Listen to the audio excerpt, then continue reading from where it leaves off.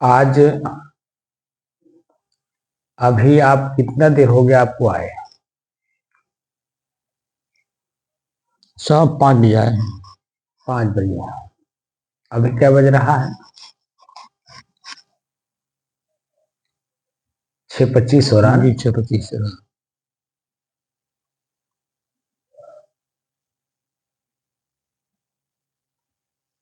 इस 1 घंटे 25 मिनट में आपका मन कितनी बार बाहर का ख्याल किया?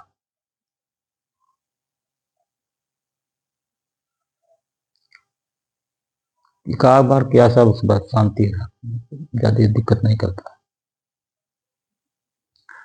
जबकि वर्तमान समय में मौसम को देखते हुए हर किसान के अंदर में चिंता है और चिंता के कारण वह रात भर सो नहीं पा रहा है कि बारिश ना हो जाए, फसलें बर्बाद हो जाएंगी।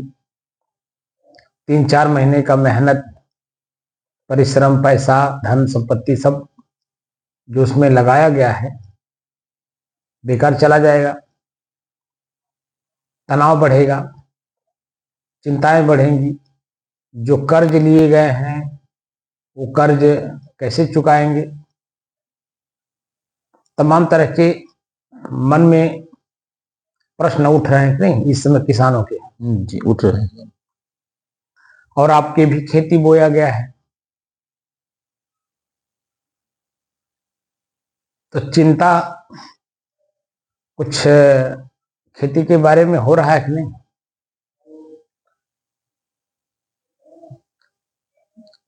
अब कोई विशेष चिंता नहीं हो रहा साहब, लेकिन ये है कि बोया हुआ है तो कुछ असर तो पड़ेगा ही।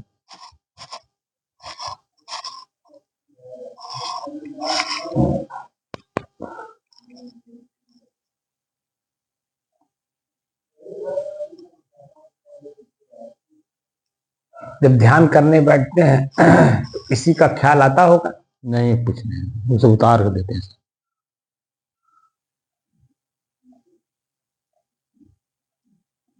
तो ख्याल क्यों नहीं आता है? क्योंकि आप भी किसान ही हो।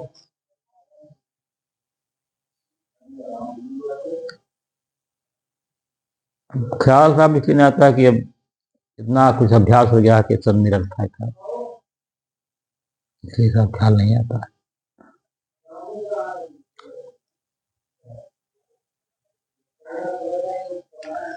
निरर्थक कह देने से क्या वो निरर्थक हो जाएगा? नहीं तो हो तो नहीं जाएगा साहब, लेकिन अब प्रकृति में जो हो रहा है उसका कोई रोक थोड़ा पाएगा। प्रकृति अपने तब पर काम करेगा।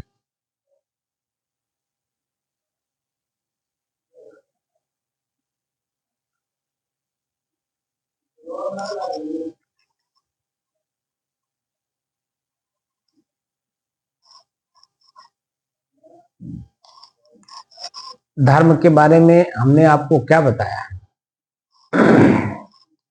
धर्म स्वभाव के कहते हैं, स्वभाव धर्म।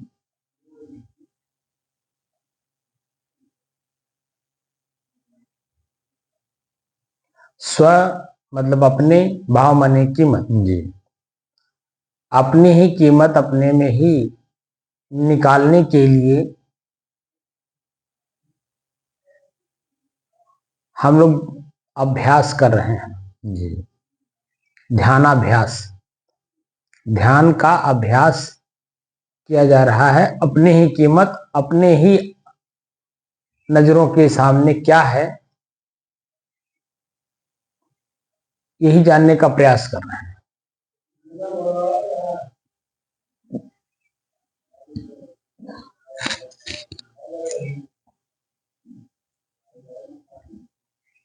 प्रयास में पहले हम लोग किस स्वभाव में थे? आज के 4 साल पहले यानी 5 नवंबर सन 2021 के पहले हम लोग किसके स्वभाव में थे?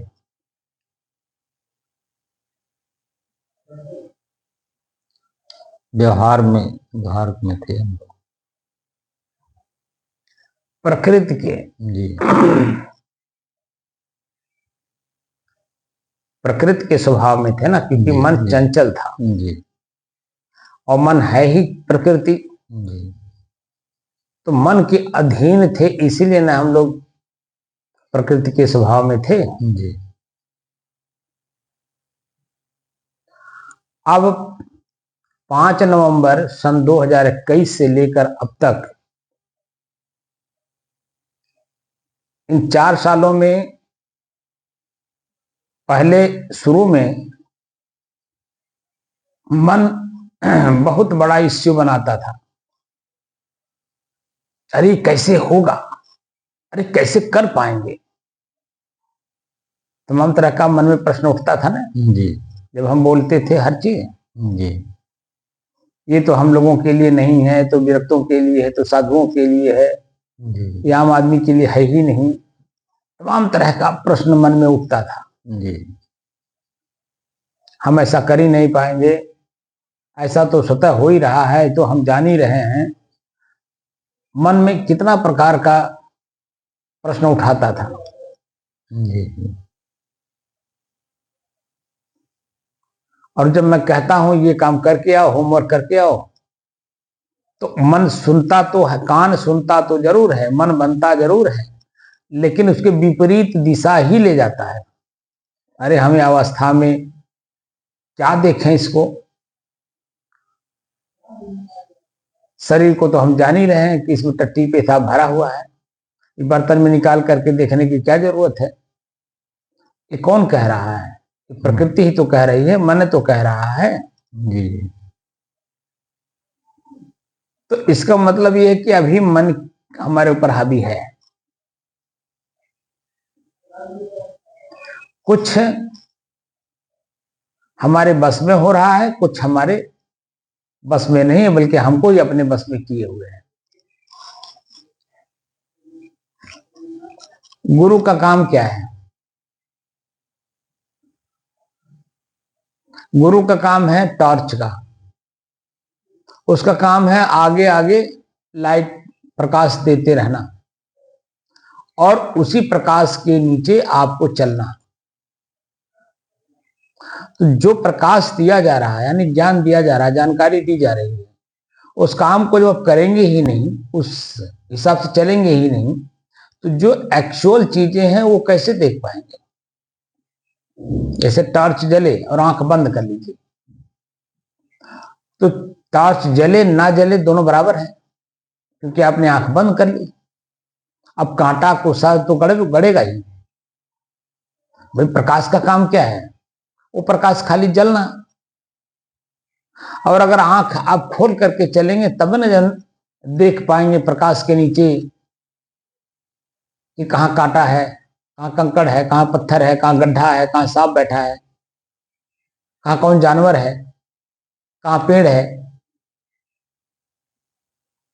जो कुछ भी दिखता है वह अपनी आंख खोल करके देखने पे ही दिखता है।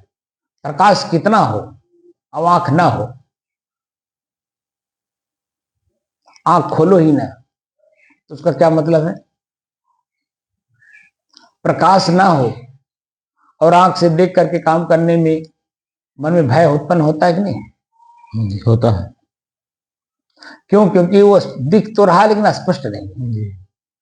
स्पष्ट करने के लिए ही तो लाइट की जरूरत पड़ती है, जी। प्रकाश की जरूरत पड़ती है। जी। और लाइट जल रहा है, प्रकाश हो रहा है, और आप आंख खोल ही नहीं रहे, प्रकाश के नीचे जो चीजें हैं वो कैसे दिखेगा? तो भ्रमित मन, संशय ग्रसित मन, ये निर्द्वंद कैसे होगा?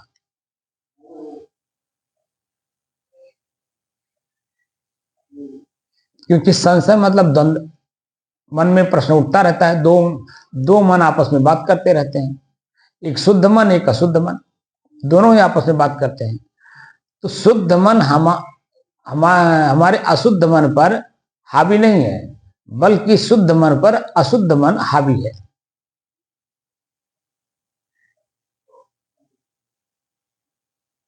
इसलिए वो बजाड़ी मार जाता है, शुद्ध मन को पटकनी दे देता है, दबा देता है उसको।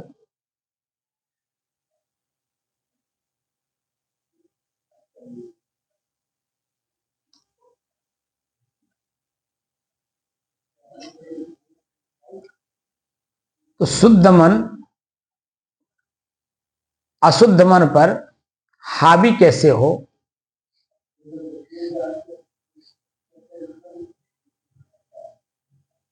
इसी की कला व्यवहार में सीखना होता है। और जब व्यवहार में मन की शुद्धता दिखाई देता है तो क्या दिखाई देता है? व्यवहार आपका पवित्र दिखता है। आप अपने बच्चे को 2 चाटा मारेंगे, लेकिन दुलार किसको करेंगे? भाई के लड़के को।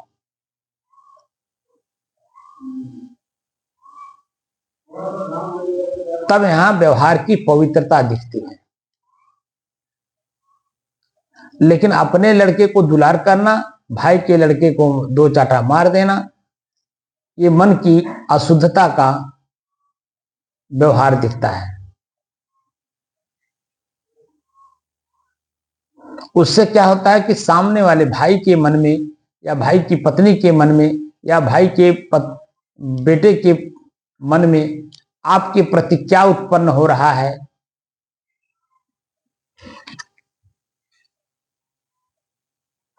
आपके व्यवहार से आपके भाई की पत्नी, उनके बच्चे के मन में आपके प्रति द्वेष भावना जागृत हो रहा है। जब द्वेष भावना जागृत हो रहा है तो आपका व्यवहार पवित्र कहां है?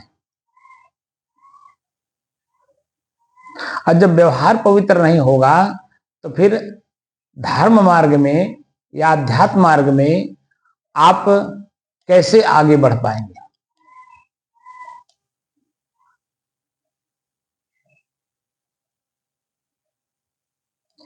तो परमात्मा व्यवहार से हो करके ही, मतलब व्यवहार से गुजर करके ही परमात्मा का ज्ञान होता है। तो परमात्मा एक शब्द है ना, कि कोई व्यक्ति है? एक शब्द है। आजकल तो नाम भी रखे जाते हैं परमात्मा, कि तो क्या वो परमात्मा है? परमात्मा शब्द को परिभाषित करना पड़ता है, तब परमात्मा आपका नाम रहे या न रहे, आप खुद परमात्मा हैं। तो कैसे हैं? परम माने श्रेष्ठ, आत्मा माने स्वयं। स्वयं की नजरों में जब हम श्रेष्ठ हैं तो परमात्मा हम स्वयं हैं। और स्वयं की नजरों में श्रेष्ठ होने के लिए व्यवहार की पवित्रता अति आवश्यक है। क्योंकि व्यवहार जब आप करते हैं, आपका मन अपने आप, जब भाई की पत्नी और उनके बच्चे के प्रति उनके मन में जो द्वेष भावना आपके प्रति आया, तो आपके मन में भी तो उनके प्रति द्वेष फिर बढ़ेगा। वो देखा हमारे बतिये नहीं मानते हैं, वो देखा हमको उल्टा बोलते हैं, क्योंकि आप भूल जाते हो कि आपने अपने ही भाई की पत्नी और उनके बच्चे के साथ आपने व्यवहार कैसा किया है। उनको चाहते हो कि हम हमारे नीचे दब करके काम करें, हमारी बात को माने, हम उनसे श्रेष्ठ हैं, हम उनसे बड़े हैं, सब कुछ है। लेकिन जब व्यवहार करते समय आपका बेटा भाई का बेटा दोनों आपस में खेलते हैं, और दोनों आपस में तू मैं कर लिए, लड़ाई झगड़ा कर लिए, आप अपने बेटे को कुछ नहीं कहे, भाई के बेटे को 2 चाटा मार दिए, तो व्यवहार अपवित्र हो गया।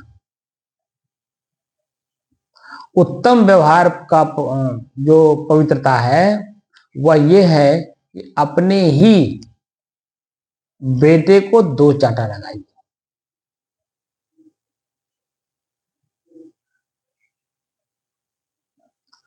कभी आपने शांति कुंज के जो अनुयायी हैं, गायत्री मंत्र का जो जाप करते हैं, उनके हाथ में कभी आपने डंडा देखा है? क्यों? डंडा तो नहीं ले जाते सब। नहीं देखे हैं ना। आप जरा गौर करिएगा। अच्छा। वो डंडा क्यों अपने हाथ में लेके चलते हैं? क्यों श्री राम शर्मा आचार्य जी ने अपने अनुयायियों को हाथ में डंडा दिया? छोटा सा रहता है, 1 हाथ 1.5 हाथ का रहता है, ज्यादा नहीं, ज्यादा बड़ा नहीं रहता है। अपनी ही गलती को पढ़ने के लिए, अपनी गलती अपने नजर में जब आवे तो अपनी पीठ पर उसी डंडे से मारिए,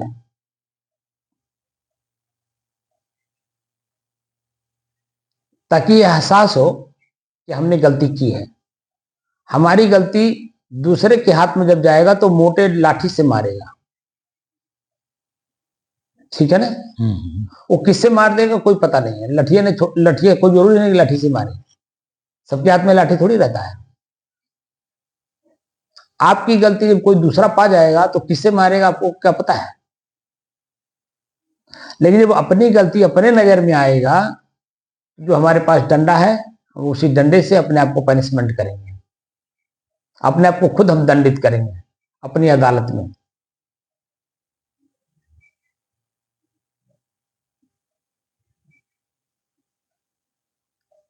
उससे क्या होता है कि हम अपनी खुद की कमी को दूर करते हैं।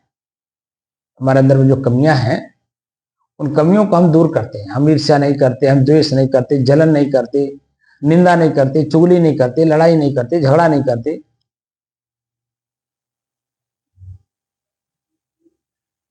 तो व्यवहारिक शैली जब तक पवित्र नहीं होगी तब तक परमात्मा कैसे मिलेगी?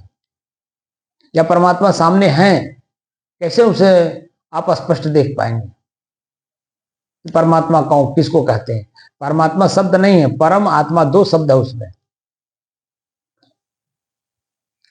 वो एक ही शब्द नहीं है, तो 2 शब्द हैं। परम का मतलब श्रेष्ठ, आत्मा का मतलब स्वयं।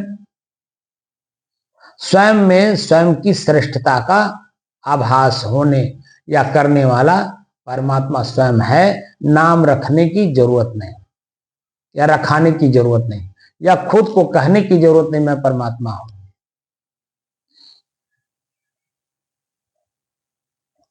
बात समझे? जी। कि भी कुछ कमी है? नहीं, ठीक है।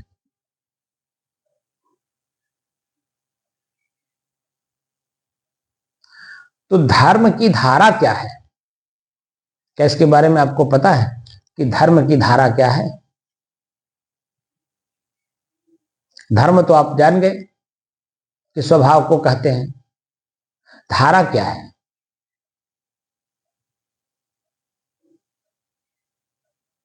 धारा भाव को कहते हैं सर। बहाव किसका? जल का? नहीं, स्वभाव का। पानी का? स्वभाव का। नहीं, धारा शब्द कहां प्रयोग होता है? हाँ, तो पानी पर होता ही है। तो पानी बूंद बूंद से ही तो वो धारा बनता है। जी। एक धारा में कितने बूंद होते हैं? काफी मात्रा में होगा तो वह धारा बनेगा। बूंद को पानी कहेंगे ही नहीं। जी। गिलास में पानी है, वहां बूंद थोड़ी कहेंगे, गिलास में बूंद है। कितने बूंद हैं आप आकलन नहीं कर सकते, उसको पानी कहते हैं। और उस पानी का धारा लगातार बह रहा हो तो उसको धारा कहते हैं। लगातार जो बह रहा हो, दिन रात बह रहा हो,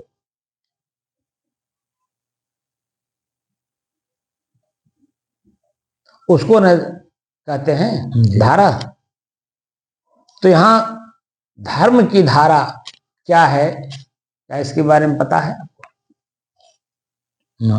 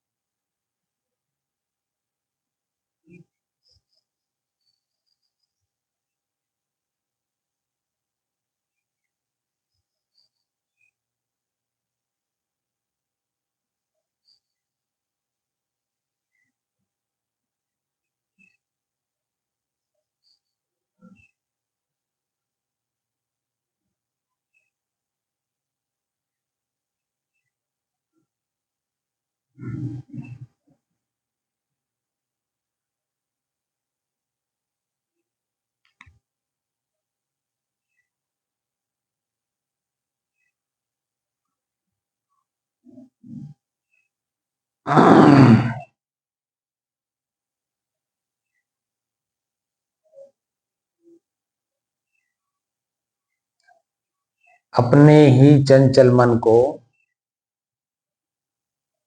अपने ही बस में करके एकाग्रता, स्थिरता एवं स्वयं अपने आप में शांति का अनुभव कर लेने के बाद स्वयं मैं कौन हूं को जानने की दृष्टि से साधना करते करते आज 1599 दिन हो गए। तारीख 24 मार्च सन 2026, दिन मंगलवार, प्रातःकाल का समय।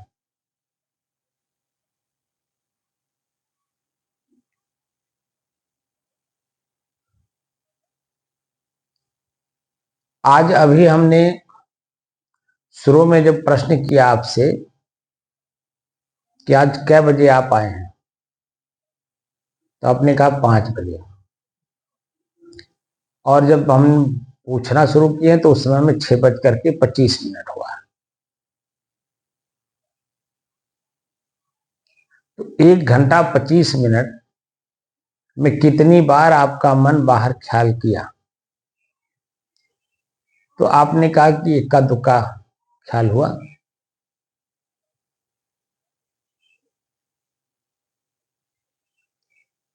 वर्तमान समय में किसानी का, खेती का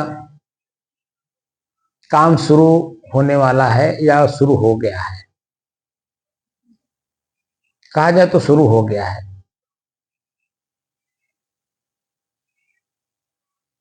क्योंकि 15 दिन पहले से ही जिनकी सरसों खेत में पक गए हैं वो सभी लोग निकाल रहे हैं, तो किसानी शुरू हो गई है। बहुत से लोग सरसों का ही खेती किए हैं, सरसों ही बोए हैं खेत में। तो जो लोगों ने पहले बोया है उनके सरसों कट गए हैं, दबा भी गए हैं और सुखा करके रखा भी गए।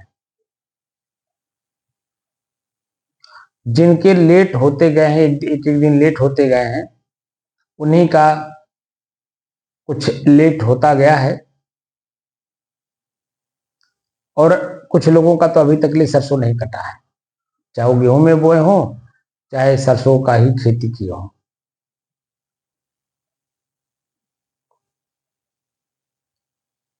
जो कि सरसों खेत में पक गई है।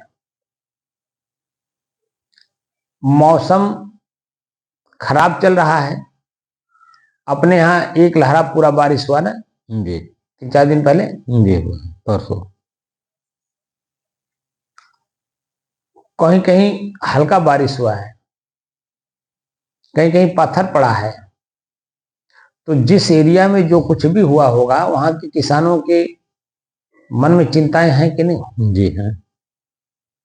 और आप भी किसानी किए हैं, जी।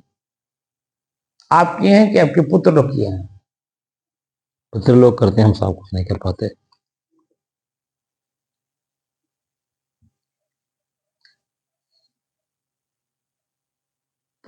किसानी हुई है आपके घर में, जी। खेती बोया गया है, जी। तो खेती में सरसों आपके भी तो बोया गया है। जी। कट करके दवा हो गया, कल खत्म हो गया। नहीं, कल दवा गया तो बारिश में भीग गया था कि नहीं? जी भीग गया था। तो जहां 1 घंटा लगना था दाने में, वहां क्या घंटा लगा? टाइम कुछ ज्यादा लगा, क्यों लगा ज्यादा? मुलायम हो गया। मुलायम हो गया था। लेकिन चिंता थी कि दोबारा बारिश ना हो जाए, जिसके कारण जो निकलना है वो भी नहीं निकल पाएगा। जी। इसीलिए भले 1 घंटा 1.5 घंटा लेट लगा, ज्यादा लगा, लेकिन आपने दवा लिया क्योंकि उस चिंता के कारण। तो चिंता जब आपने किया तो वो काम हो गया। चिंता ना करते तो काम नहीं होता। क्या होता? अब मेरे चिंता करने थोड़ा करने वाले। नहीं नहीं, जो भी किसान की बात हो रही है, जी जी हाँ, किसान की चिंता तो हो गई।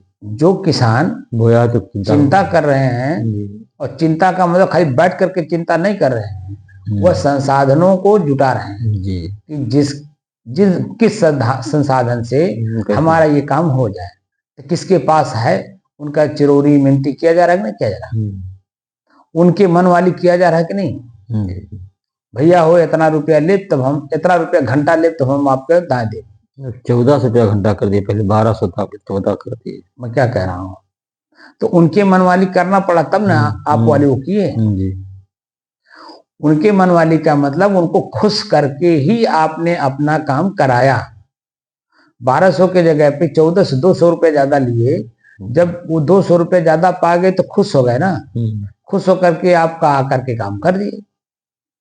अगर वही आप कहते नहीं भाई 1200 दे, 1200 रुपए रेट चल रहा है, तो उनको खुश नहीं कर पाते। अब खुश नहीं करते तो वो काम करते लेकिन 5 दिन लेट करते। अब 5 दिन लेट करने का मतलब है बीच में अगर बारिश हो गई तब क्या करते? तो 200 के नुकसान के जगह पर आपका कितना नुकसान होता है? और वही 200 रुपए उनको आपने दे दिया तो 5 दिन पहले ही आपका काम कर दिए, बारिश आए ना आए। आपका जो प्रॉफिट है उस प्रॉफिट में 200 रुपए का क्या कीमत है? कोई कीमत नहीं। तब तो व्यवहार इसी को कहते हैं।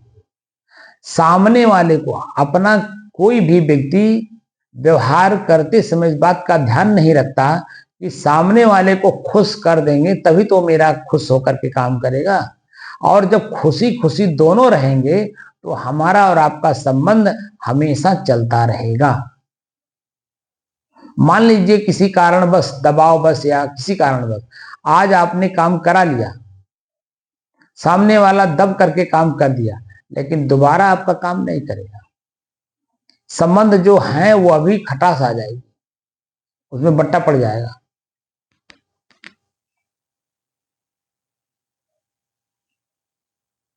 तो संबंध चलाने के लिए किसी को भी, जैसे पति पत्नी का संबंध आजीवन चलना है, तो आजीवन सब संबंध अगर चले तो बातें कम होना।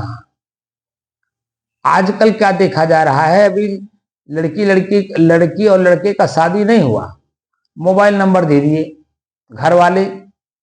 अब लड़की लड़का आपस में बात करते करते कितना बात कर लिए कि अभी शादी नहीं हुई उसके पहले ही मनमुटाव हो गया। आपके घर में जो हुआ घटना आपकी नतनी के साथ, वो किस कारण से हुआ? इसी कारण से तो हुआ। जी। ना आप लोग मोबाइल नंबर उसको देते, ना वो मोबाइल नंबर पा करके उसका मोबाइल हैक करता, ना वो तनाव में आती, ना वो फांसी लगाती।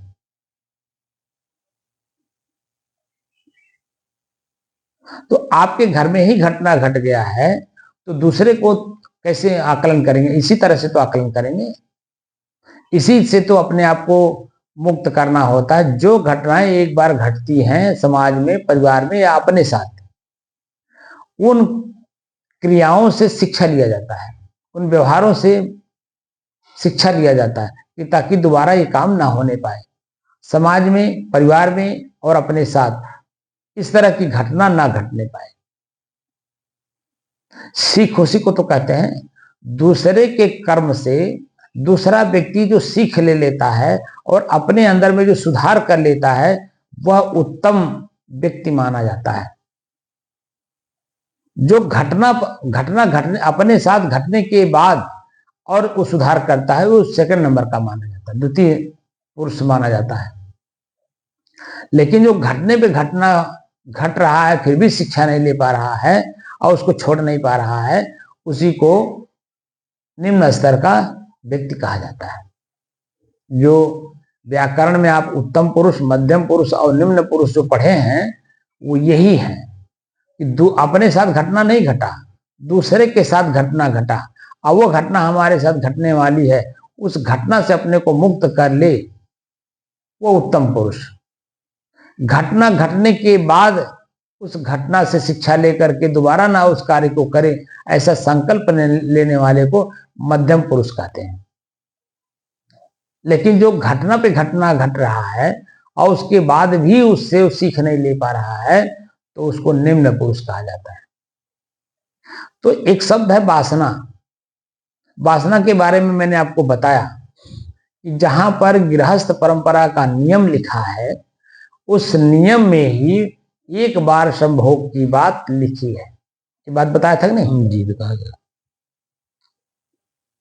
ये किसके लिए है? जो गृहस्थ में प्रवेश किए हैं उनके लिए। तो गृहस्थ में प्रवेश करने वाले उत्तम पुरुष के लिए है।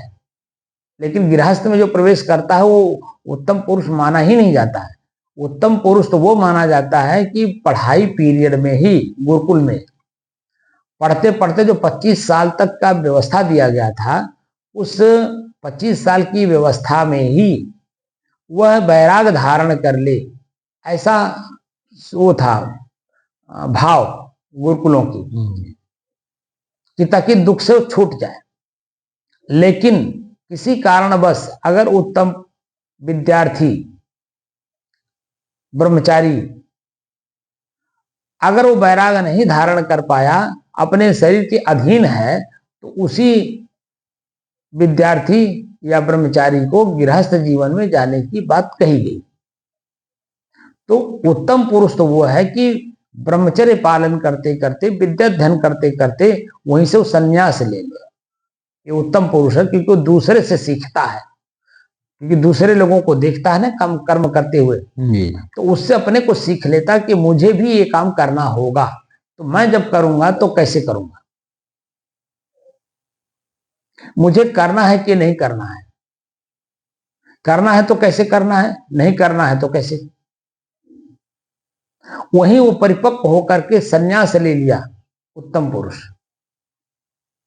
और जो अपने शरीर को अपने बस में नहीं कर पाया, अपने इंद्रियों को अपने बस में नहीं कर पाया, तो गुरु महाराज लोग वहीं से डाइवर्ट कर देते हैं, जाओ थोड़े दिन गृहस्थी में भोग जाओ।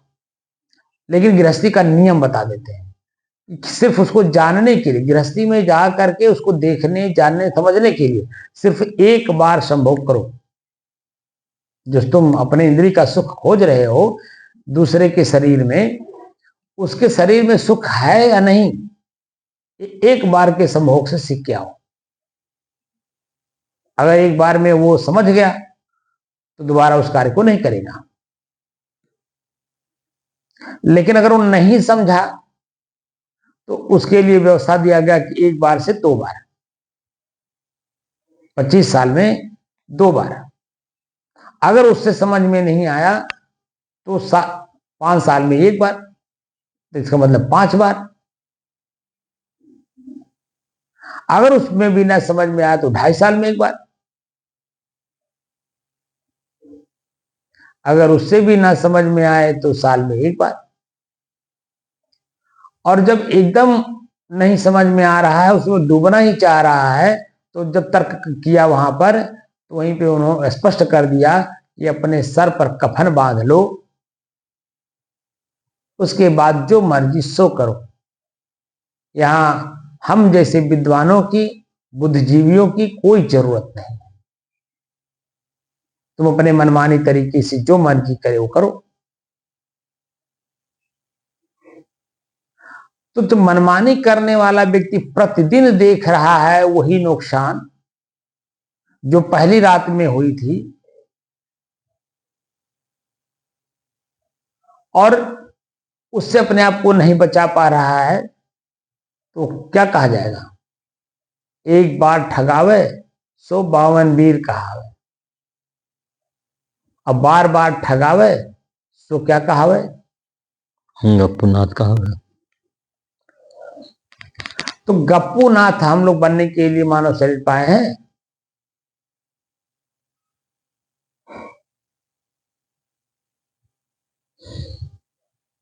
गप्पूनाथ बनने के लिए तो नहीं मानव शरीर पाए हैं। मानव शरीर कितना उत्तम शरीर है, यह जब वासना त्याग करके कुछ दिन अभ्यास कर लिया जाता तब समझ में आता है। जैसे जब मैं ब्रह्मचारी का वेश धारण किया था, मैंने साधु जीवन में आने के लिए, तो 5 साल पे मुझे लंगोटी मिली थी। 5 साल तक मैं ब्रह्मचारी था। जब गुरु जी के समझ में ये आ गया कि अब ये नहीं जाएंगे दाएं बाएं, आगे पीछे कुछ नहीं सोचेंगे, जो नियम नियमावली है त्याग की उसमें चलेंगे, पूरा उनको अनुभव जब हो गया, तो वो हमको लंगोटी दी। क्योंकि लंगोटी देने का मतलब है कि बहुत बड़ी जिम्मेदारी, देने वाले के भी और लेने वाले की भी। देने वाले की जिम्मेदारी यह होती है कि अगर वो गलती करता है तो गलती का सबसे पहला पनिशमेंट प्रकृति उसी को देती है जो उसको दिए रहता है। जो गलती किया है ना, गलती करने वाले को जो दिया है उसको पनिशमेंट प्रकृति पहले करती है। जिसको भगवान आप कहते हो ना, उसी को पहले पटकनी मारती है, क्योंकि उसी का नाम बेइज्जती में आता है। ये फलाने गुरु का चेला हूं। जब चेलवा इस तरह से कर रहा है तो गुरु ऐसे होंगे तब न चेलवा ऐसा सीखा है। ये प्रश्न स्वाभाविक है कि नहीं उठना? जी।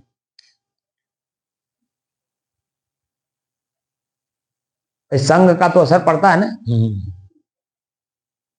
और जब गुरु गलती नहीं करेगा और शिष्य 12 साल तक देख रहा है कि इस विषय पे गुरु हमारे कोई गलती नहीं कर रहे हैं, तो शिष्य के अंदर में वो जो एकाग्रता है गुरु महाराज की, वह शिष्य में भी आ जाता है, और उसी एकाग्रता के बल पर पूरा जीवन लंगोटी लेने के बाद वह रह जाता है। क्योंकि 12 साल तक अपने गुरु को देखा है कि उनके अंदर में इस विषय पर कोई क्रियात्मक, भावनात्मक या चिंतनात्मक किसी भी प्रकार से उनके अंदर में वासना नहीं दिख रही है।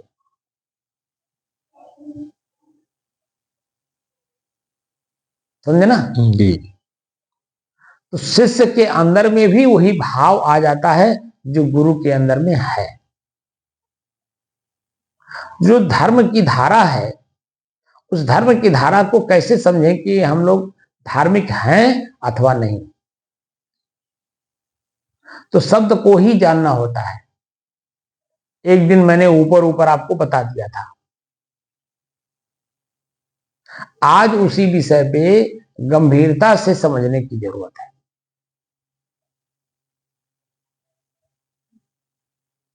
कि वास्तव में धर्म की धारा है क्या। ठीक है ना? जी।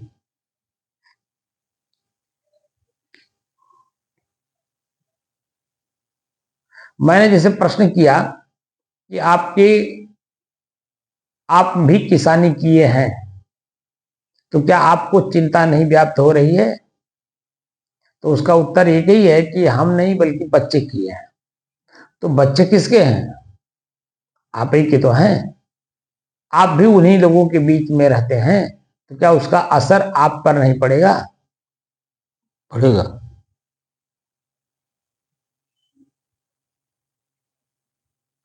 तो जब मन में चिंता ही रहेगी तो धर्म की धारा में हम आएंगे कैसे? जो गंभीरता से धर्म की धारा को समझने की जरूरत आज मैं बता रहा हूं, उस धर्म की धारा में कैसे आएंगे? तो चिंता नहीं बल्कि व्यवहारिकता यहां पर हावी होता है। क्योंकि व्यवहार, जब तक मैं शरीर में हूं, व्यवहार तो करना ही होगा। व्यवहार का मतलब भोजन लेना ही होगा, वस्त्र लेना ही होगा। परिवार में हैं तो परिवार के साथ चल करके ही काम करना होगा, उनके सुख दुख में भी शामिल होना होगा। अब यहां धर्म की धारा ये कहती है कि अपने शांत स्वरूप में रहकर हम उन लोगों को खुश करके अपने शरीर का लाभ लें, क्योंकि अब शरीर वृद्धावस्था से जर्जर अवस्था की ओर बढ़ रहा है। ऐसी ऐसी अवस्था अभी आने वाली है, अगर ज्यादा दिन जिएंगे, कि जो आंख से दिखाई नहीं देगा, कान से सुनाई नहीं देगा, पैर से चलने में बिल्कुल असमर्थ हो जाएंगे, बिस्तर पर पड़े पड़े परेशान होंगे अंदर से। ठीक है ना जी। उस अवस्था को हम पहले से ही देख लिए, और उस अवस्था में जब मेरा शरीर आएगा तो यही बच्चे ही तो खुश होकर के हमारी सेवा करेंगे, कि कोई दूसरा करेगा? नहीं, वही करेंगे। वही करेंगे। तो उनको आज हम सुखी किए रहेंगे, तभी तो हमारे दुख के समय में वो हमारे दुख को मिटाने में कामयाब होंगे। जी। बोलिए। जी। तो ये चिंता का विषय नहीं है, ये चिंतन का विषय है। धर्म की धारा क्या है? चिंतन का विषय है, चिंता का नहीं। परसों की घटना है ना, मैं 6 बजे जब यहाँ आना चाहा, 6 या 7 बज गया था, तो मैं जैसे ही तैयार हुआ इधर आने के लिए, तो देख रहा हूं कि आप बाहर जा रहे हैं। तो मैं ठमक गया। तो आपने ही कहा कि आज सरसों दाया जाएगा, जी। तो घर पर रहना हमारा अनिवार्य है। सभी जाएंगे रहना पड़ेगा। हम्म? सभी दवाने जाएंगे तो रहना हाँ, पड़ेगा। घर पर एक आदमी का रहना अनिवार्य है। तो ये आपके दिमाग में कहां से आया? क्योंकि बच्चे कहे होंगे। जी, बताए थे। जब बच्चे कहे हैं, कान में डाल दिए हैं, जी। जी। तो ये आपका कर्तव्य बनता है कि उनको खुश करके ही हम धर्म में या साधना में आगे बढ़ पाएंगे। अगर आप नहीं जाओगे, यहाँ 4 घंटा बैठे रहो, ठीक, 4 घंटा तक तो मन आपका बहुत खुश रहेगा, प्रसन्न रहेगा, आनंदित रहेगा और लीन रहेगा, हर मामले में ठीक रहेगा। लेकिन जैसे ही घर पर आप जाएंगे, तो घर से किसी न किसी व्यक्ति का आवाज ऐसा आएगा कि आप अगर घर पे रहे होते तो ये कांड ना हुआ होता। क्या कांड? कोई सामान कोई उठा कर नहीं ले जाता, इसको चोरी कहते हैं। बात समझे? जी। तो अब जब ये बात सुनने को मिला कि आपकी वजह से घर में चोरी हो गई, कि आप रहे नहीं और बाकी सारे लोग खेत में चले गए काम करने, तो ये जो कांड हो गया, अब वो 4 घंटे को दबा दिया कि नहीं? क्योंकि पूरा जीवन वो आपको कोसेंगे लोग इस विषय पे। वो लोग कोसे ना कोसे, लेकिन आपका मन कोसेगा। तो धर्म की धारा कहां हुई वो? बल्कि आप चले गए, 2 घंटा नहीं बैठे, ठीक किए, घर पर चले गए, और घर पर आपके रहने की वजह से घर में किसी प्रकार का कोई डकैती या चोरी नहीं हुई। तो वो जो भाव है, 2 घंटा जो यहां आप नहीं बैठे, वो 2 घंटा अब आजीवन के लिए हो गया आपका। बात समझे? जी। क्या समझ में आया? नहीं बैठे हो मतलब ठीक था, बल्कि वो काम हो गया, मतलब व्यवहार का काम हो गया। क्योंकि कोई कोसेगा नहीं ना, जी, कोई सब शांति रहेंगे। सब शांत रहेंगे, जी आपका मन भी शांत रहेगा, जी अपने आप में आपका मन कभी आत्मग्लानि नहीं करेगा। जी जी तो वो काम चिंतन का है, और चिंतन में ही धर्म की धारा आजीवन चलते उठते बैठते सोते जागते हर समय वो बहता रहता है, क्योंकि 24 घंटा आप शांत हैं। दूसरे को सुख देख करके अपने सुख को और बढ़ावा देने के लिए काम कर रहे हैं। हम जो संत लोग हैं, हम लोगों को व्यवहार करने की कोई जरूरत नहीं है। जो एक्चुअल संत हैं, जो वास्तव में मुमुक्षु हैं, जिज्ञासु हैं, उनके अंदर में किसी को दुख दे करके अपने सुख को बढ़ावा नहीं देते, बल्कि अपने को दुखी करके दूसरे को सुख दे करके अपने सुख को बढ़ावा देते हैं।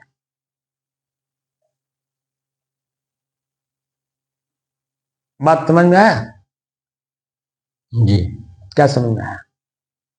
ये अपना दुख सह लेते हैं, लेकिन दूसरे को दुख नहीं देते हैं। ये उत्तम संत की बात है, साधु उत्तम साधक की बात है। जी जो आगे चल करके संत होते हैं, जी वह पहले इन सब चीजों पे अगर ध्यान नहीं देंगे तो संत कहलाने योग्य ही नहीं। जी क्योंकि संत लोग ही कह रहे हैं कि करो बहिया बले आपनी, छाण पर आई आस, जाके आगन नदिया बह सोकस मरे प्यास। तुलसी कर पर कर करो, कर तर कर न करो, जा दिन कर तर कर करो, ता दिन मरण करो। अभी साखी क्या कह रही है? जो लो कर डोले पग चाले, तो लो आसन की दे। ये कौन कह रहा है? ये उत्तम संत कह रहे हैं, जी जो संत में अपने आप को अपनी हैसियत संत में बना रखे हैं।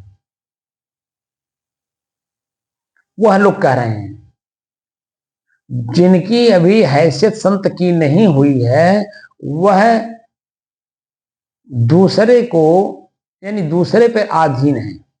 मैं साधु हूं, आपका काम है ला करके दो, ये दूसरे नंबर के हैं।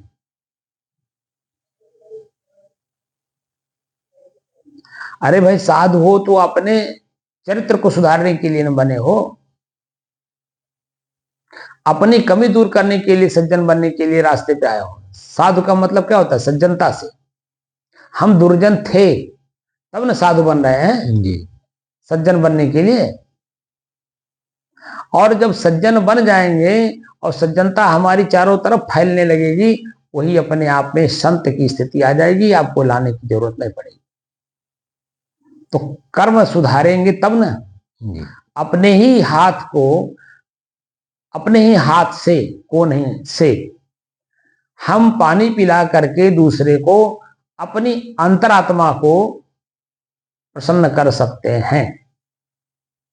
ठीक? जी अपने ही हाथ से दूसरे को वस्त्र दे करके, अपने ही हाथ से दूसरे को भोजन करा करके, अपने ही हाथ से दूसरे की टट्टी पेशाब उठा करके, यानी इसको सेवा कहते हैं, सेवा करके अपनी अंतरात्मा को हम प्रसन्न कर सकते हैं। लेकिन अपने ही हाथ से दूसरे को डंडा मार करके, दुखी करके, क्या मैं अपने आप पे प्रसन्न हो सकता हूं कि भयभीत होऊंगा? भयभीत हो जाएंगे। तो क्या अध्यात्म भय ग्रसित होने के लिए है या भय मुक्त होने के लिए? भय मुक्त होने के लिए अध्यात्म। तो हम लोग अध्यात्म में काम कर रहे हैं ना, जी तो भय मुक्त होने के लिए, भय ग्रसित होने के लिए नहीं। तो अपने हाथ से क्या करेंगे? हम दूसरे की टट्टी पेशाब उठा देंगे, मन में घृणा नहीं होगा, तो बाद में चल करके अपना ही मन बड़ा खुश होगा, फलाने की सेवा हमने करी, फलाने ठीक हो गए, चलने फिरने लायक हो गए, बहुत अच्छी बात है। कम से कम इतना तो हो गया कि मैं जो समय गंवाया उस समय में उनको अपना बल मिला, ताकत मिला कि अपने अपने ही हाथ पैर से वो अपना क्रियाकर्म कर ले रहे हैं। ये अंदर आत्मा आपको खुद अपने आप में ही आपको इस तरह की शाबाशी देगी। लेकिन जब नहीं उठाएंगे तो फिर जब आपको जरूरत पड़ेगी तो आपका कौन साफ करेगा? गांव में 100 घर है, 100 घर में 100 बूढ़े हैं। ऐसे ऐसे बूढ़े भी हैं गांव में जिनके परिवार के बच्चे टट्टी पेशाब उठाते तो हैं, लेकिन देर में उठाते हैं। तब तक क्या होता है, वो टट्टी पेशाब अपने ही शरीर में लपेट करके बच्चे की तरह रोते हैं, चिल्लाते हैं, चीखते हैं, परेशान होते हैं, दुखी होते हैं। तो ऐसा क्यों होता है? क्योंकि जवानी में जब उनको दूसरे की सेवा करने की जरूरत थी, माता पिता या बुजुर्गों की, तो उन्होंने नहीं किया है। जब स्वयं अपने जब बुजुर्ग हुए, उनकी सेवा कौन करेगा बताओ? जब समय से आप किसी की सेवा किए रहेंगे, तभी समय से आपकी सेवा करने वाले उपस्थित हो जाएंगे। ये चिंतन की धारा है, धर्म की धारा है। जब मन शांत होता, देखिए मैं जब बोलता हूं, शुरू करता हूं तो क्या बोलता हूं? अपने ही चंचल मन को अपने ही बस में करके एकाग्रता, स्थिरता एवं स्वयं अपने आप में शांति का अनुभव करने के बाद स्वयं मैं कौन हूं वो जानने की दृष्टि से साधना करते करते आज इतना दिन हुआ। कितना शब्द बोला मैं? जी। और चंचल मन कहते किसको हैं? 1 मिनट में 60 सेकंड होता है, 60 सेकंड में 47 बार 47 बार मन बाहरी ख्याल करता है, भले हो एक ही बात को कई बार रिपीट करता हो, लेकिन ख्याल 47 बार करता है। तो 1 मिनट में 60 सेकंड, 60 सेकंड में 47 बार सोचना, ख्याल करना। बता दीजिए 47 बार ख्याल करेंगे तो कोई काम सिद्ध होगा? कोई जरूरी है कोई काम एक ही सेकंड में हो जाएगा? ना। ऐसे ऐसे ख्याल आ जाते हैं कि जिस ख्याल में पूरा जीवन लग करके भी वो काम पूरा नहीं हो पाता है। तो बताइए 1 सेकंड में कैसे पूरा हो जाएगा? और जब तक पूरा नहीं होगा तब तक आत्मसंतुष्टि कैसे होगी? आत्मसंतुष्टि नहीं हो तो आत्मतृप्ति कैसे होगी कि दोबारा नहीं करना है?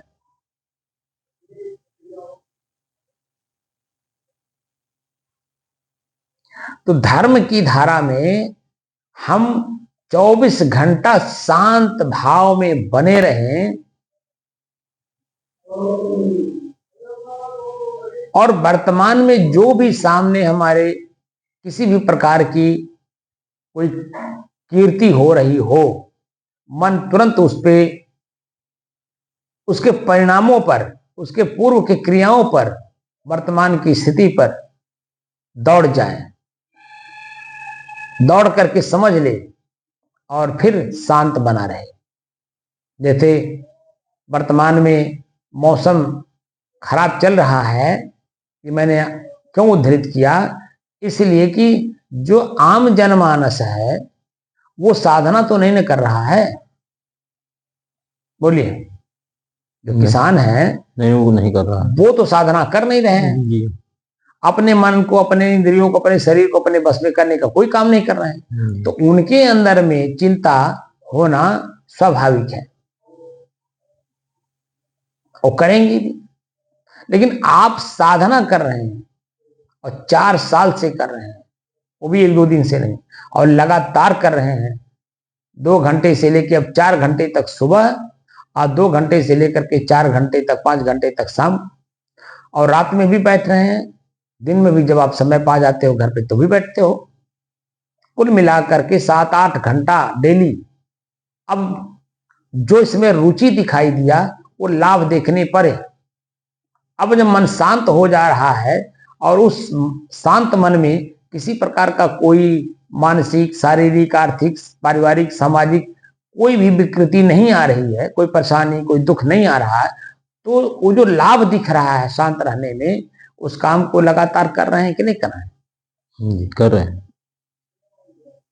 अब जब कर रहे हैं तो उसका जो लाभ आपने देखा, और उस लाभ में भी अगर आपके मन में एक सामान्य किसान की तरह चिंता व्याप्त हो, इसका मतलब है कि कहीं ना कहीं कोई ना कोई कमजोरी रह गई है।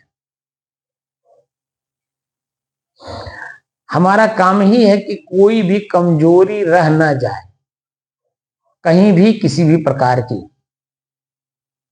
क्योंकि आपका जो लक्ष्य है वो लक्ष्य है मोक्ष। अब मोक्ष भी क्षणिक होता है, ये भी मैंने आपको बताया।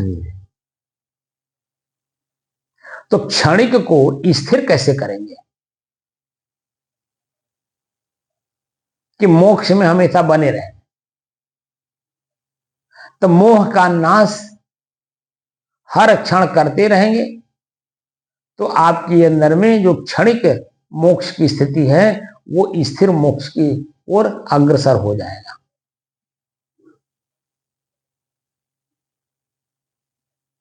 बात समझ में आ रही है कि नहीं? जा रही साहब, लेकिन साहब शांति में तो बैठ मिलेगा, जब कोई उद्वेद नहीं होगा तो शांति में बैठ मिलेगा। उद्वेद रहेगा तो कहाँ बैठ मिलेगा? अभी आप इतनी बात मैं समझा रहा हूं, समझ में नहीं आ रहा? नहीं तो वही तो बता रहा हूँ तो सर। बैठने में और बैठ करके, जैसे आप बैठे हो 4 घंटा लगातार, कोई आपको छेड़ नहीं रहा है, जी, तो शांत हो कि नहीं हो? जी। लेकिन व्यवहार फिर करोगे कि नहीं करोगे? हाँ तब करेंगे, तब करेंगे। तो वही तो कह रहा हूं, तो 4 घंटा बैठने के निश्चिंत होकर बैठ रहे हैं हम ना। उस दिन हम जो मतलब निश्चिंत होकर नहीं, उतने टाइम निश्चिंत होकर के आए थे। बात आप हमारी समझे नहीं। आप चले गए, 2 घंटा बैठे, 2 घंटा आप नहीं बैठे, जी, तो 2 घंटा जो नहीं बैठे वो आपका आजीवन का हो गया। जी। अगर वही 2 घंटा बैठ गए होते, घर में चोरी हो गई होती, तो आपका मन पश्चाताप में डूबता, तो वो 2 घंटा भी नुकसान हो जाता ना। जी, जी। आप समझे नहीं हमारी बात को? जी। यही तो चिंतन की धारा में आपको समझाने की कोशिश कर रहा हूं। चिंतन की धारा क्या है? अरे धर्म की धारा। तो धर्म की धारा का मतलब क्या होता है? चिंतन। अपने ही स्वभाव में 24 घंटा बना रहना, व्यवहार करते समय भी और साधना करते समय भी, दोनों स्थितियां एक जैसी जब हो जाएं तब वो धर्म की धारा में आता है। बात समझ में? व्यवहार और परमार्थ दोनों एक हो जाएं, जबकि दोनों 2 दिशा हैं, लेकिन दोनों एक हो जाएं, और उस एक में दोनों धाराओं को एक करने वाला कोई बिरला होता है। हजारों, लाखों, करोड़ों में कोई एक होता है। और जो मैं साधना करा रहा हूं, आप 4 साल से देख रहे हो, मैं किस वाला साधना करा रहा हूं? क्या लाखों वाला करा रहा हूं, करोड़ों वाला करा रहा हूं, कि करोड़ों में एक वाला करा रहा हूं? बोलिए। करोड़ों में एक वाला। तो हमको भीड़ बढ़ानी होती, लाखों वाला कराना होता, तो अब लिख आपको पता चल गया होता, आपकी कोई कीमत नहीं रह जाती फिर। इसलिए कि नए नए लोग जुड़ते, नए नए भाव से, नए नए क्रिया से, नए नए व्यवहार से हमारा ही मन कंफ्यूज रहता हे, ये तो एको पैसा ना चढ़ावत है, रोज आवे ने, लेकिन इन्हें कुछ ना सिखावे। हे फलाने तो अले, पहली बार अले 1 लाख रुपए चढ़ा देने, अब इन्हें हम कहा बता दी, कहा नहीं करा दी, कि हमारे ही मन का उद्वेग हो जाएगा। बात समझे नहीं? जैसे अभी आपने एक उदाहरण के रूप में खाली बता रहा हूं, पार्टी वाले, जैसे कोई पार्टी पुरानी हो गई, ठीक, पार्टी के जो पदाधिकारी हैं, कर्मचारी या उसके समर्थक हैं, वो उसी में एकदम लीन है। जब समाज के सभी वर्ग के लोग उसी पार्टी को वोट देने के लिए एक भाव बना लेते हैं, ठीक जी, तो जब टिकट का बंटवारा होता है, तो जो पदाधिकारी पहले से उस पार्टी को जिंदा रखे हुए हैं उनको टिकट नहीं मिलता है। टिकट किसको मिलता है? जो अचानक आया और 2 करोड़ रुपया दे दिया। जी। तो 2 करोड़ रुपया दे करके जो टिकट ले लिया वह 2 करोड़ निकालेगा नहीं, निकालेगा ही, इसी पर्पज से दिया है। वो तो अपने लाभ के लिए कर रहा है। जी। लेकिन यहाँ जो पार्टी के पदाधिकारी पहले से उस पार्टी को जिंदा रखे हुए हैं, जी। उनके मन में क्या उत्पन्न होगा जरा आप बताओ। ठेस होगा उनका भी, मतलब मन में ठेस पड़ेगा। एक पार्टी में विघटन पैदा होगा। जिन लोगों ने अपनी ही पार्टी को जिंदा रखा उनका कोई वैल्यू नहीं, जो अचानक आया पैसा दे दिया उसका वैल्यू। और वो वैल्यू लेकर के क्या करेगा? अपना पैसा निकालेगा, और पैसा निकालेगा तो आम जनता परेशान होगी कि नहीं होगी? जी। बोलिए।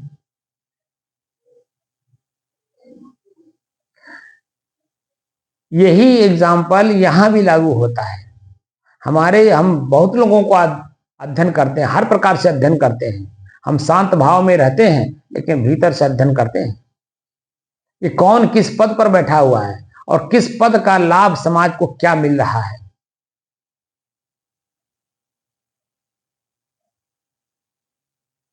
क्योंकि सबके लाभ में ही मेरा जब लाभ होगा वह आजीवन चलेगा। जब सबके लाभ में मेरा लाभ नहीं अनुभव किया जाएगा और दूसरे को दुख करके अपना लाभ लिया जाएगा, प्रथम वरीयता में मेरा लाभ दूसरे का नुकसान, तो आगे एक बार तो आप भले ले लेंगे जो वर्तमान है, लेकिन उसके बाद जीवन भर आपका लाभ खत्म हो जाएगा। तो फिर आप उन्हीं लोगों के बीच में रह करके आपका क्या हैसियत है, ये आम आदमी को आप देख लीजिए।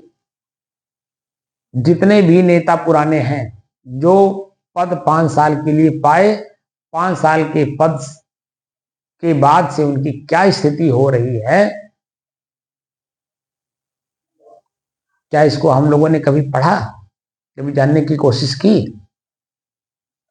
तो उनकी स्थिति क्या है? मानसिक, शारीरिक, आर्थिक, पारिवारिक, सामाजिक, हर तरह से उनको देखिए तो वह एक बार लाभ ले लिए पद पे रहने का, लेकिन उसके बाद से उनका अपना ही काम नहीं हो रहा है, मन कितना परेशान है। तो क्या कहते हैं, जब मैं था तब पूरा शासन प्रशासन हिलता था, आज हो दिखा हो हमरे बात ना कुल मानत है। ये भाषा परिभाषा क्यों ऐसा कहना पड़ रहा है? क्यों ऐसा भाषा परिभाषा का प्रयोग किया जा रहा है? इसलिए कि समय रहते आपने दूसरे को लाभ नहीं दिया जो उसका हक था। आपके माध्यम से आपने दूसरे को दुख दे करके अपना लाभ प्रथम वरीयता में रखा।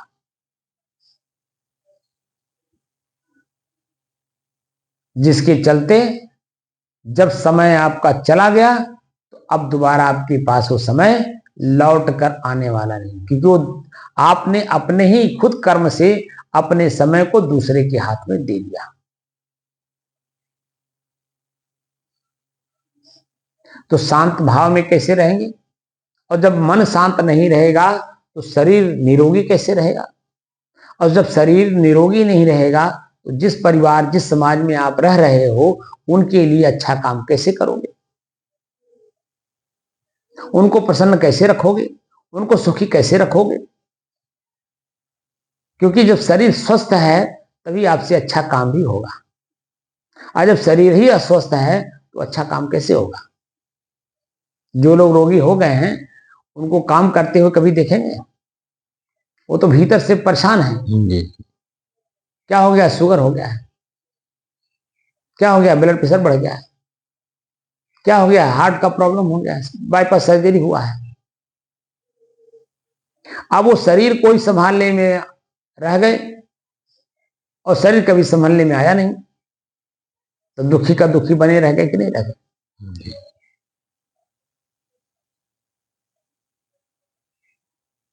और क्या हानि किए कि इस शरीर को छोड़ने के बाद आपको ऐसा शरीर मिलेगा जो इस शरीर में अंत में आपने पीड़ा छोड़ा है या भोगा है, उसी पीड़ा को भोगने के लिए अन्य शरीरों में आपको जाना होगा।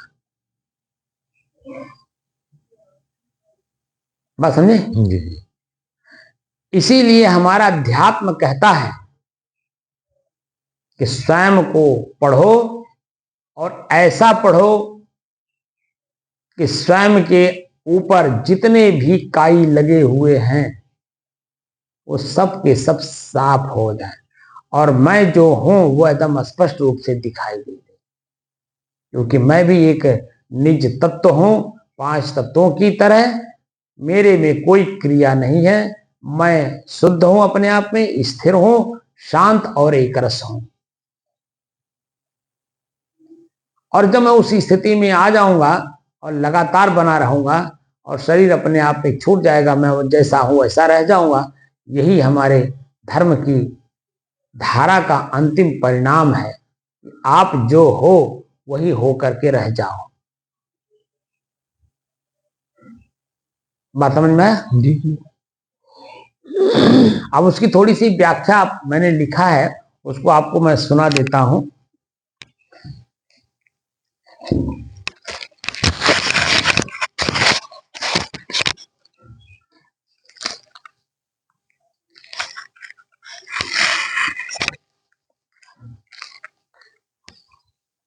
धर्म की धारा।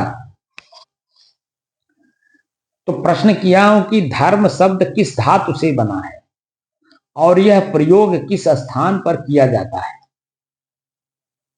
ठीक है ना जी? तो उत्तर में है कि धर्म शब्द संस्कृत की ध्री धातु से बना है, जिसका अर्थ है धारण करना, पोषण करना या थामे रहना। धारण करना, पोषण करना या थामे रहना, तीनों 3 शब्द है ना।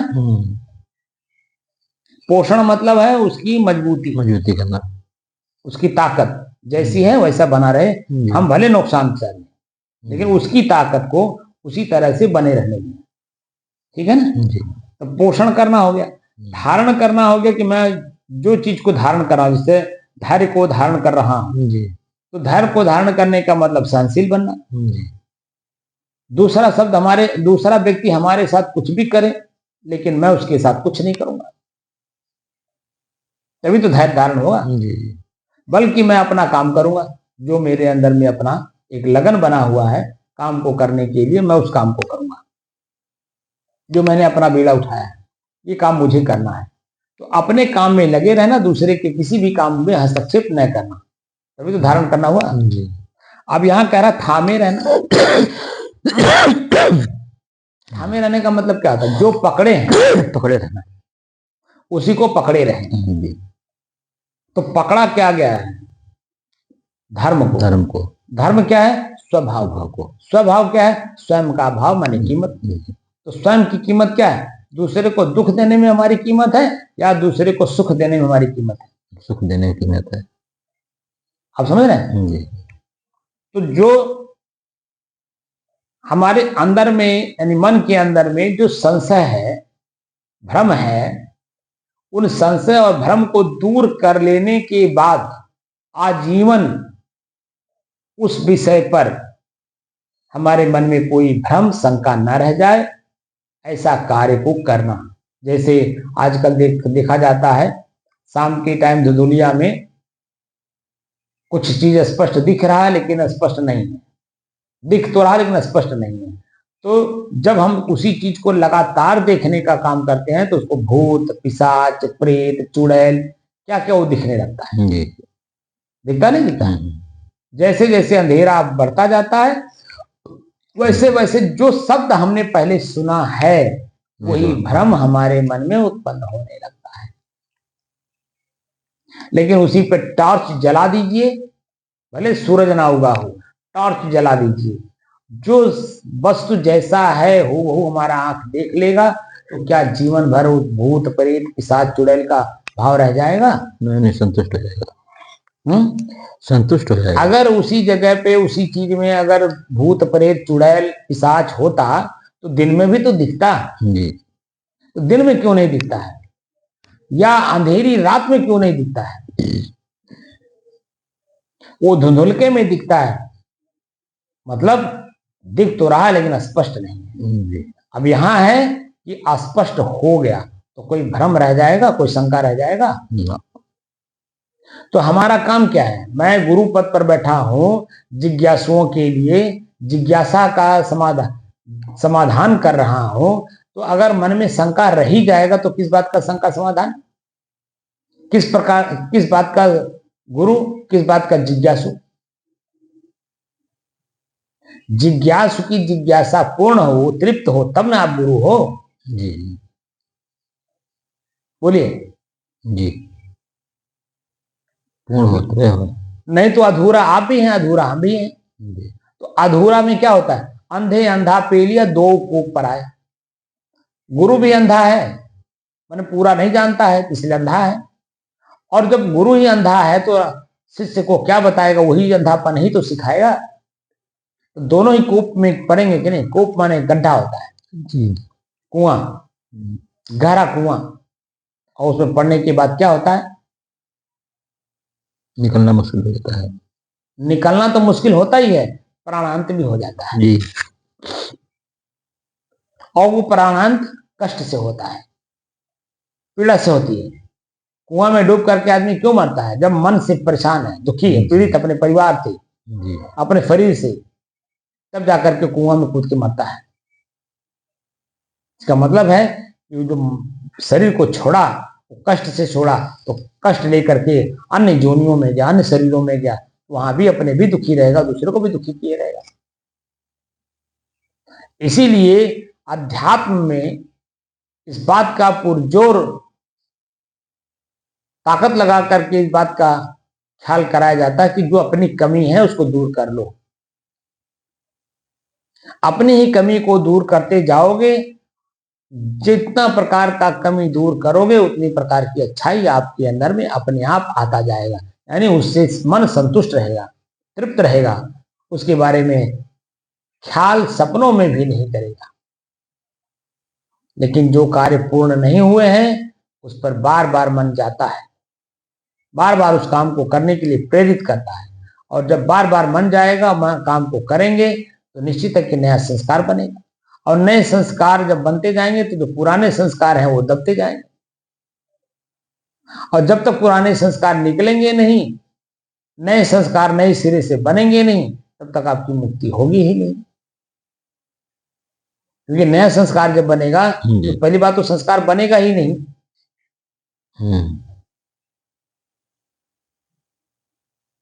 तभी तो पश्चाताप नहीं होगा। जब मन संस्कार बनाएगा ही, इसका मतलब है कि बाद में ख्याल करा के पश्चाताप कराएगा। वही कह रहा हूं कि कोई भी व्यक्ति जब मेरे पास आता है, इसका मतलब है कि उसका सामान मेरे पास है, वो अपना ही सामान लेने आया है। आप उसको दे दीजिए, दे करके मुक्त हो जाइए। लेकिन नहीं देंगे तब क्या होगा? जब वहां मन की चालाकी आ जाएगी। मान लीजिए कोई खुरपी मांगने आया, उदाहरण ले लीजिए, घर गृहस्थी में है तो खुरपी मांगने स्वाभाविक बात है, कोई न कोई आ ही जाएगा। हंसुआ मांग लिया, खुरपा मांग लिया, कुदाल मांग लिया, फावड़ा मांग लिया,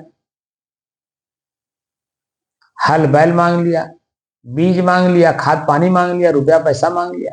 यानी जो चीज वो मांग रहा है, इसका मतलब है कि पहले वो दिया हुआ है, उसके दिमाग में है। आपके दिमाग में भले नहीं है, देने वाले तो मन में ख्याल मिट जाता है, ठीक है। लेकिन जो दिए रहता है उसके मन में ख्याल मिटता नहीं, वो स्टोर रहता है मस्तिष्क, वो वही चीज को लेने आता है। और आप दे दिए तो दिमाने का काम किए, वो खुश होकर के चला गया। आपके किसी काम आपके अन्य किसी काम में वो हस्तक्षेप नहीं। लेकिन जब नहीं देंगे तो क्या करेगा? जहां भी बैठेगा तो आपके लिए बुराई करेगा। जिसके भी साथ बैठेगा, जो बात करने बैठा है किसी और के साथ, लेकिन वो बात भूल जाएगा, लेकिन आपको अच्छे बने मुझे करना। तो आपका नुकसान सामाजिक तौर पर हो रहा है। तो जो धारण किया गया वो क्या धारण किया है? स्वभाव को।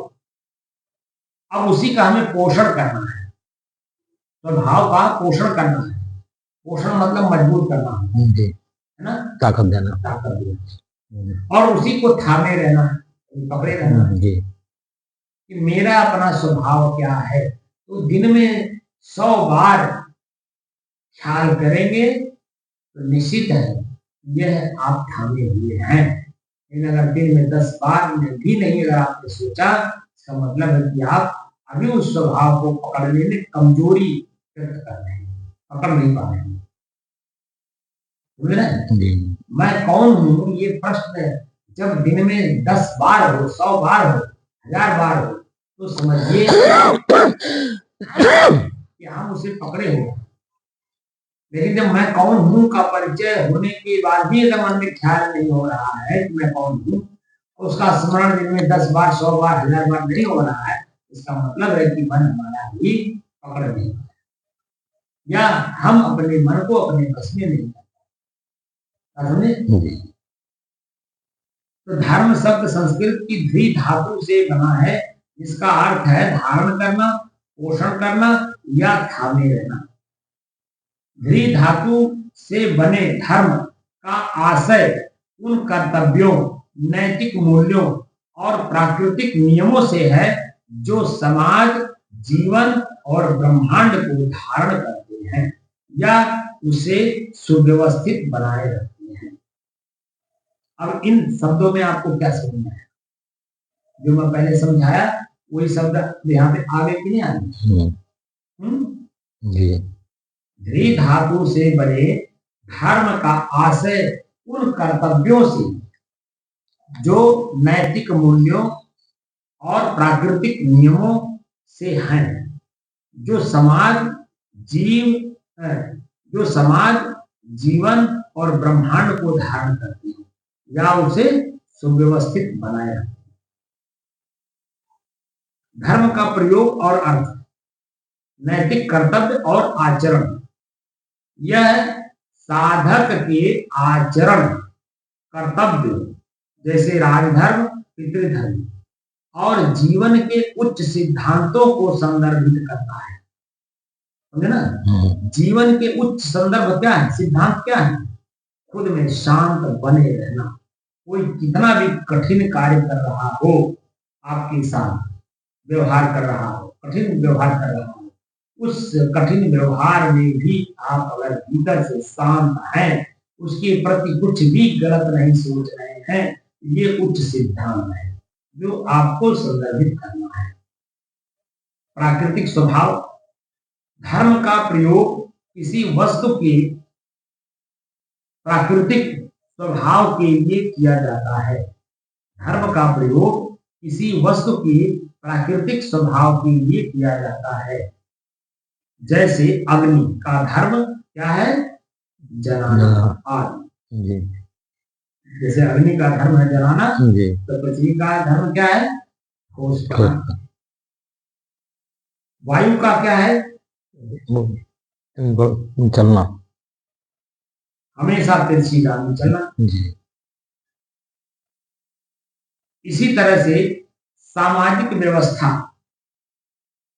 यह समाज को जोड़े रखने वाले नियमों और न्यायपूर्ण व्यवहार को दर्शाता है। जब आप शांत भाव में रहते हैं, जितने भी लोग जिस पद पर बैठे होते हैं, आप देख लीजिए, वो सभी लोग शांत स्वभाव से जज है। जज के सामने कोर्ट में जाते ही होंगे, देखते होंगे एक दिन में कम से कम 100 फाइल लगी हुई है। क्या 100 फाइल में एक ही वकील होते हैं? 100 फाइल होंगे, 100 वकील होंगे। 100 फाइल लगी है तो क्या 200 जी, एक पक्ष का, एक विपक्ष का। जी, तो दोनों क्या क्या बात बोलते हैं जज को संबोधित करते हुए, सुनिए तो मन खट्टा हो जाता है, सुनने वाले का मन खट्टा हो जाता है, क्या बोल रहे हैं। लेकिन जज साहब कितना धैर्य धारण करके शांत भाव से हर बात को सुनते हैं। जो उनको लगता है कि ये नोट करने वाली बात है, उसको नोट भी कर लेते हैं। नोट करने मतलब लिख लेते हैं हम्म, और अपने जजमेंट में उसको उल्लेख। व्यक्त भी करते हैं, हम्म, तो दर्शाते भी हैं। पूरी बात सुनते हैं दोनों पक्ष विपक्ष और तीसरा अपना निर्णय देते हैं। तो निर्णय किस तरह आधार पर देते हैं? साक्ष्य के आधार पर। साक्ष्य आपने जिस तरह से प्रस्तुत किया उसी तरह से आपके पक्ष और विपक्ष में निर्णय आता है। तो निर्णय करता कौन है? जज। और जज किस स्वभाव में है? अपने शांत स्वभाव में है। तब वो जजमेंट करता है। बात समझे? जो अधिकारी जितना ही बड़े पद पर होता है उतने उसके पास वर्कलोड कम होता है और वो उतना ही गंभीरता से सामने वाले की बात को सुनता है और सुन करके मनुष्यत्व का कर्म करता है। इसका कर्म करता है, मनुष्यत्व का कर्म करता है, न कि पशुत्व का। क्योंकि वो शांत स्वभाव में है, इसीलिए समाज को शांत बनाए रखने के लिए मनुष्यत्व का कर्म करता है। अब दो चीजें हैं, एक सिविल है, क्रिमिनल है। तो सिविल में डीएम आते हैं और क्रिमिनल में एसपी आते हैं।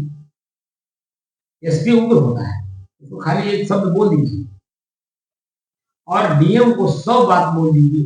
दोनों में देखिए, एसपी एक शब्द सुन करके उग्र हो जाएगा और आपके साथ उग्र व्यवहार कर देगा तो आप कल्पना नहीं कीजिए। ठीक है? और वही 100 बात आपकी सुन लेगा लेकिन आपके साथ दुर्व्यवहार वाली बात नहीं सुनेगा। वो तो ये सोचता है भाई ये तो मेरा पद का गरिमा है, जितना ही जो मुझे जलाएगा और मैं नहीं जलूंगा उतना ही हमारा पद और मजबूत होगा। तो क्या होगा? हमें प्रमोशन मिलेगा। कहाँ जाएंगे? डीएम से हम कमिश्नर हो, कमिश्नर से सचिव बनेंगे, सचिव से मुख्य सचिव, प्रमुख सचिव। समझे ना? हमारा प्रमोशन होगा। जितना ही मैं इन लोगों की क्रियाओं को सुन करके धैर्य धारण करके मैं अपना काम करूंगा, समझो करने में मजबूत होगा। मेरा काम क्या है? समाज को शांत रखना, समाज को समाज की तरह व्यवहार बरतने के लिए दूसरे को सम्मानित करना। उसी दूसरे के सम्मान में ही मेरा सम्मान है, उसी में ही हमारा प्रमोशन। नहीं तो डिमोशन भी तो है नहीं है। अगर वो उग्र हो गए, डीएम अगर उग्र हो गया एसपी की तरह, डिमोशन हो जाएगा नहीं? जी। क्या होगा? तुरंत उनके ऊपर एफआईआर हो जाएगा, हो जाएगा, जांच बढ़ जाएगी, तमाम तरह की फिर सरकार में व्यवस्था है ना, उनको डिमोशन। लेकिन प्रमोशन का मतलब क्या हुआ? किसी भी अन्य विभागों को इनके पीछे न लगाना, इनको कष्ट न देना, तो प्रमोशन हुआ। लेकिन जब वो उग्र हो गए तो क्या होगा? उनके पीछे अन्य एजेंसियां लग जाएंगी, अन्य विभाग लग जाएंगे, तो फिर उनका पूरा जीवन क्या हो जाएगा?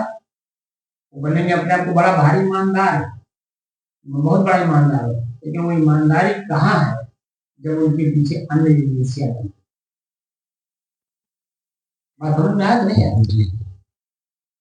तो मूल रूप से क्या है कि धर्म को हमने जो धारण किया है, अपने स्वभाव को, अपने शांत स्वभाव को शांत स्वभाव में बनाए रखने के लिए उसको स्थिर रखने का काम जो व्यक्ति करेगा वो साधक बनेगा और वही आगे चल करके इस शरीर रूपी दुख से मुक्त हो जाएगा। जो भी व्यवहार है, चाहे पारिवारिक हो, सामाजिक हो, आर्थिक हो या शारीरिक हो, मानसिक हो, वो शरीर से ही तो है, ये किसी और से? शरीर से ही। तो जब हम अपने शांत स्वभाव में बनाए रखने की जो संकल्प लिए हैं उसमें जब हम स्थिर रहेंगे तो शरीर और शरीर के द्वारा उत्पन्न होने वाले तमाम प्रकार के दुखों से हम अपने आप को मुक्त कर लेंगे। तो सहनशीलता हमारी बढ़ जाएगी। सामाजिक व्यवस्था यह समाज को जोड़े रखने वाले नियमों और न्यायपूर्ण व्यवहार को दर्शाता है। चौथा, आध्यात्मिक संदर्भ। यह सत्य, करुणा, क्षमा और इंद्रिय निग्रह जैसे मानवीय गुणों को धारण करने के अर्थ में प्रयुक्त होता है। समझे ना? जी क्या है आध्यात्मिक संदर्भ? क्या है? यह सत्य यानी जो मैं हूं, जी करुणा माने जो सामने वाला है जी वो भी वही है जो मैं हूं, लेकिन ये करुणा के योग्य है। तो यह सत्य, करुणा और क्षमा क्षमा एवं इंद्रिय निग्रह, जी अपने ही इंद्रियों को अपने ही वश में करने का जो काम है जी वह मानवीय गुणों को धारण करने के अर्थ में प्रयुक्त होता है। ठीक है। जी नोट, यह केवल पूजा पाठ या धार्मिक प्रथाओं तक सीमित नहीं है, बल्कि यह समग्र जीवन शैली और नैतिकता का आधार है। बात समझ में आया? जी जी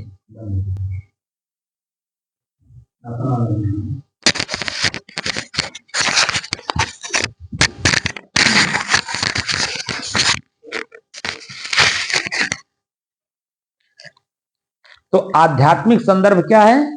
यह सत्य, करुणा, क्षमा और इंद्रिय निग्रह जैसे मानवीय गुणों को धारण करने के अर्थ में प्रयुक्त होता है। नोट, यह केवल पूजा पाठ या धार्मिक प्रथाओं तक सीमित नहीं है, बल्कि यह समग्र जीवन शैली और नैतिकता का आधार है। ठीक है। अब व्याख्या सुन लीजिए उसकी। जीवन की धर्म की धारा। धर्म अपने पात्र का चुनाव स्वयं करता है। धर्म अपने पात्र का चुनाव स्वयं करता है। वह किस स्वरूप में अपने आप को प्रकट करेगा यह पात्र की प्रकृति पर निर्भर करता है। किसी मनुष्य में धर्म उच्च स्तर की भक्ति के रूप में प्रकट होता है तो किसी अन्य साधक में कर्मशीलता के रूप में। किसी को ईश्वर से साक्षात्कार के लिए योग का मार्ग सहज लगता है तो किसी अन्य को तत्व रूप से सब कुछ जान लेने की उत्कंठा है। यदि कोई तत्वज्ञानी यह समझे कि वही सबसे बड़ा ज्ञानी है तथा अन्य सब अज्ञानी हैं, तो यह उसकी भारी अपनी भूल होगी। धर्म का अनुसरण करने वाला कभी यह नहीं कहता कि तुम्हारा मार्ग ठीक नहीं है। सच्चे धार्मिक साधक का कार्य है अपने धर्म का सही ढंग से पालन करना। नीम का पेड़ कभी भी यह इच्छा नहीं करता कि वह आम के पेड़ जैसा फल दे। नीम का कड़वा होना ही उसकी प्रकृति है, उसका धर्म है। जो भक्त है वह कर्म मार्गी को कर्मरत देखकर यह सोचे कि जिसके पास ईश्वर का भजन करने की रति ही नहीं है वह ईश्वर को कैसे प्राप्त करेगा। तो वह कर्म मार्गी साधक को सही से नहीं समझ सका। तो वह कर्म मार्गी साधक को सही से समझ नहीं सका। धर्म ने कर्म की तीव्रता के रूप में कर्मयोगी के हृदय में आधार लिया है। धर्म का अंतिम परिणाम है हृदय की निर्मलता। आत्मा का प्रक्षालन कर्म गति से हो रही है। फिर भले ही उसके पास ईश्वर का नाम जपने के लिए एक भी क्षण का समय न हो, इससे कोई फर्क नहीं पड़ता है। अपने दायित्व की सही ढंग से पूर्ति करते जाने से ही हम सब अपनी अंतिम और अनिवार्य सेवानिवृत्ति की ओर अग्रसर होते रहते हैं। मेरा कर्म तुम्हारे कर्म से अलग प्रतीत हो सकता है, परंतु मेरा धर्म तुम्हारा धर्म अलग नहीं हो सकता। वस्तुतः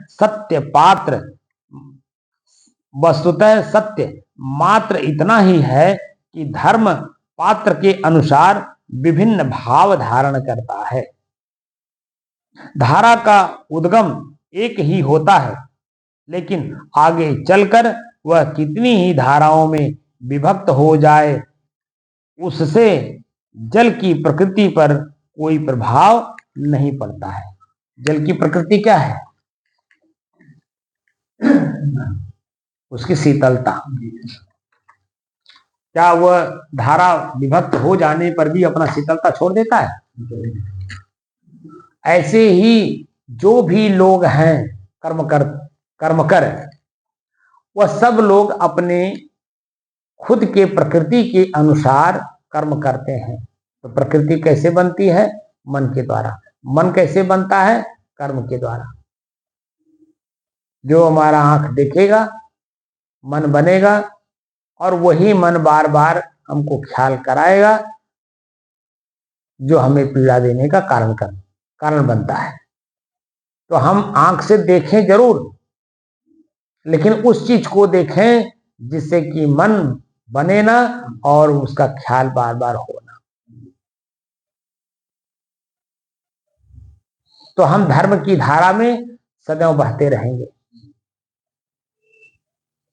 व्यवहार में भी और परमार्थ में भी।